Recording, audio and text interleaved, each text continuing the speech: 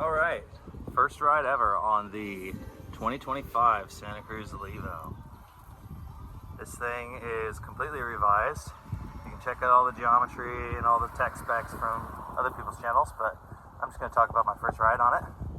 With a mullet rear wheel, it was in the short chainstay position today. After riding it, feels very fun and playful, but I'd probably just lengthen that to the longer chainstay position just for a little more stability and cornering support. The Genie shock's really nice. It does feel like a very plush 150 millimeters of travel. The fork, it's actually quite fine with a 160 because it is a 38. I definitely welcome the 38 on this bike. It's just a sturdy chassis and it deserves a 38. 29er front, 27.5 rear as I explained. But I would probably just keep it that way for a fun maneuverable bike in the turns. The Mavens are absolutely welcome. These things can stop a train, and with a 53-pound e-bike, you need it to be able to stop. So I'd say adequate stopping power is vital for an e-bike. The Butcher tires are fine. They're just the older Butcher models. So they do have a brand new Butcher that came out. This is not that one. It's just a 2.3, but still a good tire, all-around tire. And I'm glad that they went to Butcher's front and rear, because they did have the Eliminator on the back before, which that one just kind of slid around on me a little more than I liked.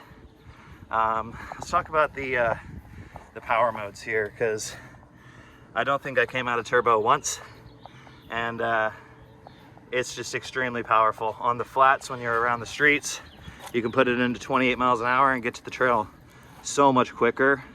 It's a very fast and very quiet bike.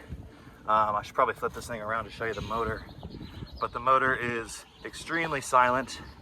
They did away with the belt drive system and went with a steel internal system, which is really nice. Also just want to touch on the battery.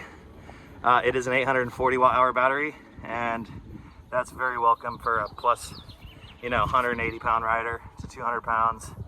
You want a big battery, because if you're going to be in turbo, you're going to drain that thing pretty quickly. So